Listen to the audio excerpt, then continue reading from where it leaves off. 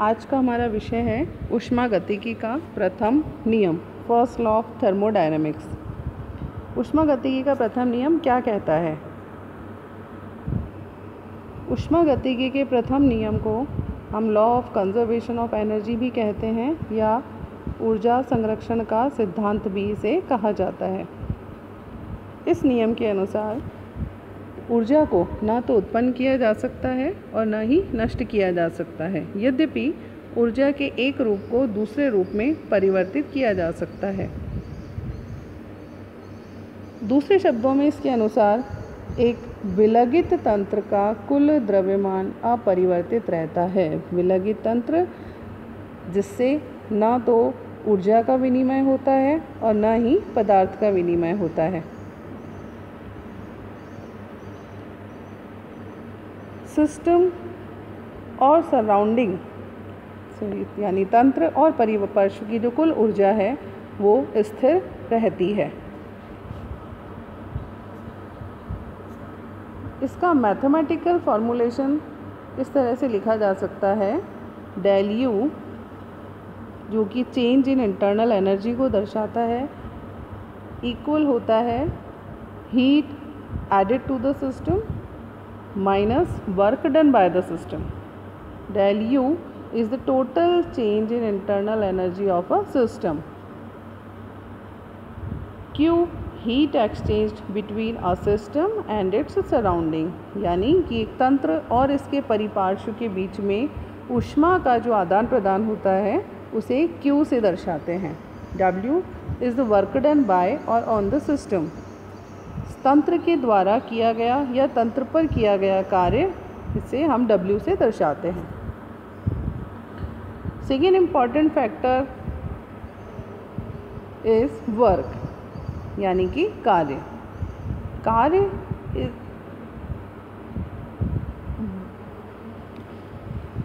आंतरिक ऊर्जा, ऊष्मा और कार्य, इनको समझना बहुत ज़रूरी है जिससे कि हम फर्स्ट लॉ ऑफ थर्मोडायनेमिक्स को अच्छे से समझ सकें।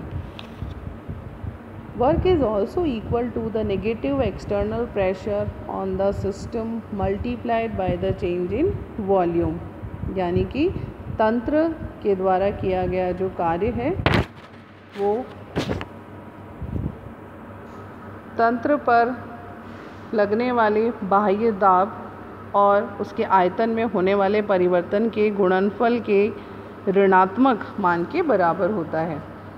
यहाँ पर P तंत्र पर लगाए गए बाह्य दाब का मान है तथा डेल V आयतन में होने वाले परिवर्तन को दर्शाता है।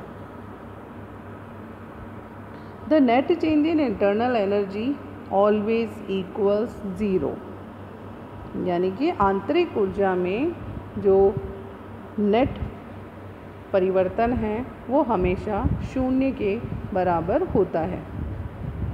यदि तंत्र के द्वारा ऊर्जा का ह्रास होता है या ऊर्जा की कमी होती है तो वो ऊर्जा परिपार्श्व के द्वारा अवशोषित की जाती है, और यदि तंत्र के द्वारा ऊर्जा अवशोषित होती है तो परिपार्श्व में ऊर्जा की कमी होती है, तो हम ये कह सकते हैं कि तंत्र में होने वाला ऊर्जा परिवर्तन परिपार्श्व में होने वाले ऊर्जा परिवर्तन के ऋणात्मक मान के बराबर होगा। डेल यू सिस्टम तंत्र की कुल आंतरिक ऊर्जा को दर्शाता है और डेल यू सराउंडिंग परिपार्श्व में होने वाले कुल ऊर्जा परिवर्तन को दर्शाता है। यदि तंत्र के द्वारा कार्य किया जाता है तो उसका मान ऋणात्मक होगा और यदि तंत्र पर कार्य किया जाता है तो उसका मान धनात्मक होता है।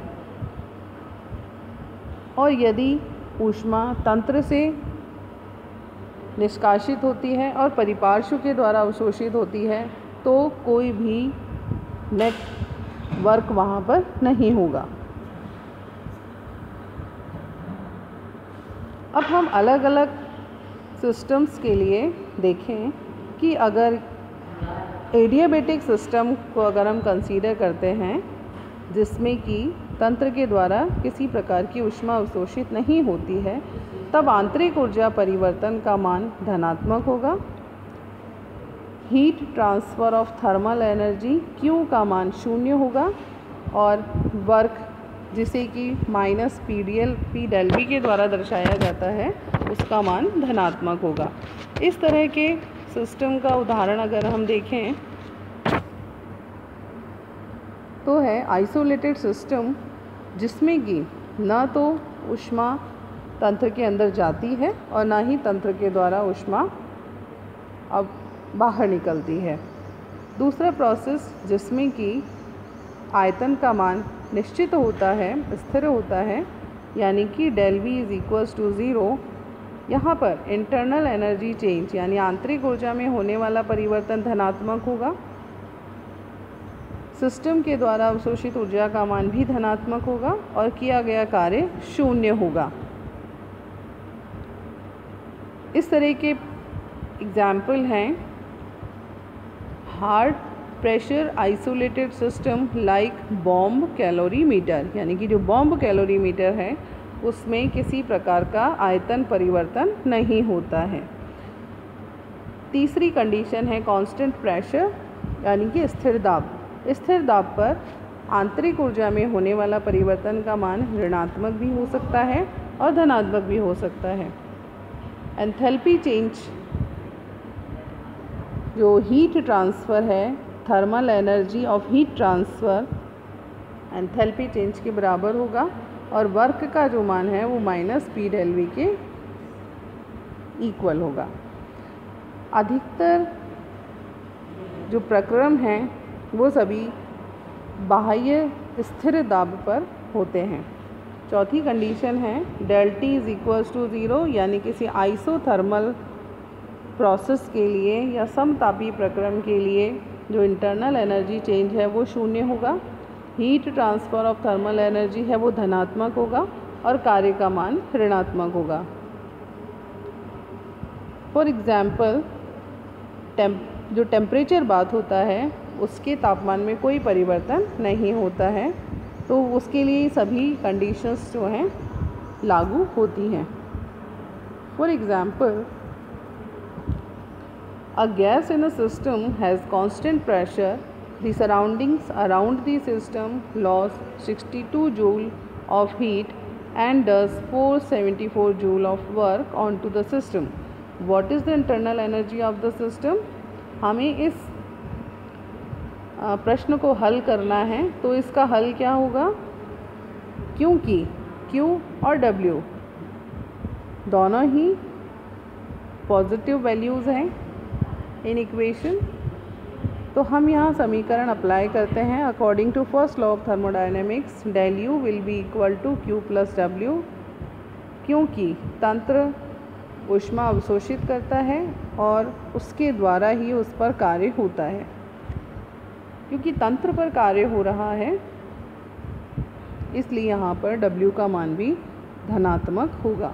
तो टोटल इंटरनल एनर्जी चेंज इन दोनों के योग के बराबर होगा। Del U will be equals to 536 joule.